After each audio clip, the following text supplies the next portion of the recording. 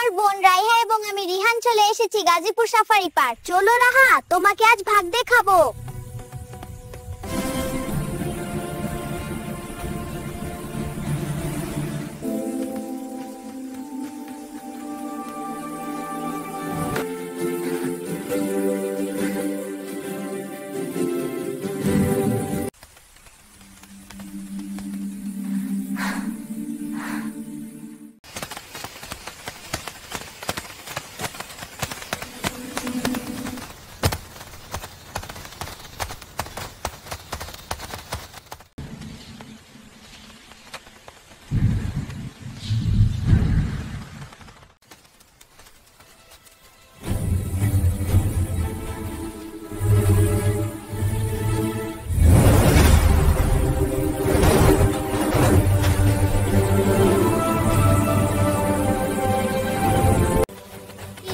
শিশুদের কোনো বন্য প্রাণীর নিকট যাওয়া উচিত না।